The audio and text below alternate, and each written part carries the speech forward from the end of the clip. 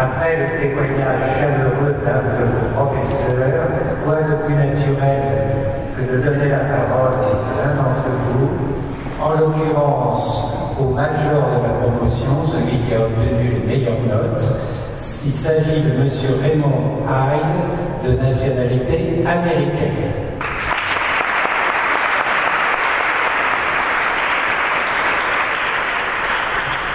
Bonjour à tout le monde et félicitations pour votre réussite aux examens.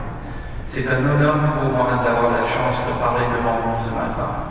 Je m'appelle Raymond Hyde, je suis un étudiant de niveau B2, j'ai 20 ans et je suis de nationalité américaine. Pourtant, mes racines paternelles sont libanaises et j'ai des liens avec ce pays où je retourne chaque été. J'ai aussi passé 2 ans en France, dans la ville de Rennes, quand j'étais enfant, une expérience formatrice. Aux États-Unis, je suis étudiant à l'université de l'État d'Ohio.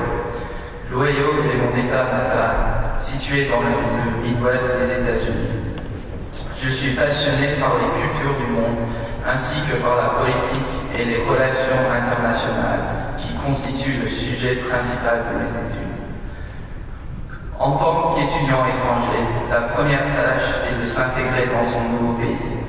Alors pour moi, comme pour vous, c'était la vie par exemple. Je suis arrivé en octobre avec mon programme ISA qui m'a beaucoup aidé. Progressivement, j'ai dû me familiariser avec tous les aspects de la nouvelle vie.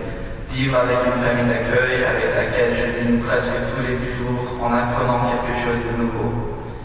M'acclimater à toutes les situations éclectiques qui peuvent se produire dans le métro et beaucoup d'autres défis. Aujourd'hui, je suis immergé dans le rythme de la vie française, qui est pour certains une harmonie parfaite entre travail et loisirs. J'avais suivi des cours de français durant une grande partie de ma vie scolaire, mais ils n'ont jamais été aussi intensifs que ceux de la Sorbonne. Avec 2 heures de grammaire par jour, les règles deviennent une seconde nature. Pendant le semestre, certaines leçons étaient encourageantes et j'avais l'impression de bien progresser en français. Mais inévitablement, il y a eu d'autres jours où les cours étaient plus compliqués et moins engageants. Le cours pendant lequel nous avons appris l'imparfait du subjonctif fait partie de ces jours-là.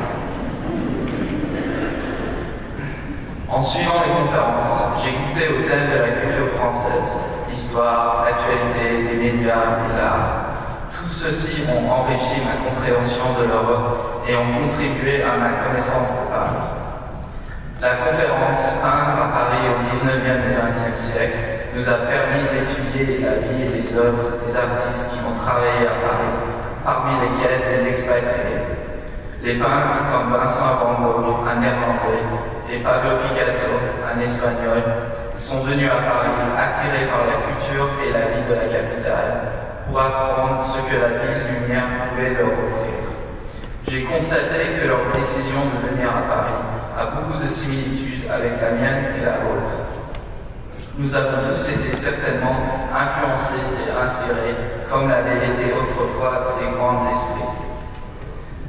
Nous avons tous eu la chance, en tant qu'étudiants internationaux, de rencontrer d'autres étrangers qui ont remis en cause nos idées préconçues du monde.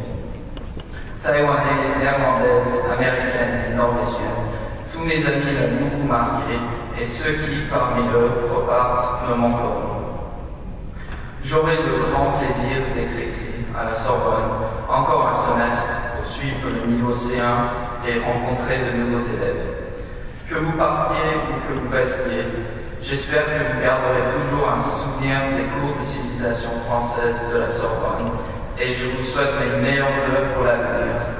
Un grand merci à mes professeurs et à l'administration pour vos efforts pendant ce semestre et je vous remercie tous pour m'avoir écouté. Je souhaite terminer ce discours avec une citation du grand écrivain américain Ernest Hemingway, qui en 1950 écrivait à un ami: « Si tu as eu la chance d'avoir vécu jeune homme à Paris, où que tu ailles pour le reste de ta vie, ça te reste, car Paris est une fête. » Merci.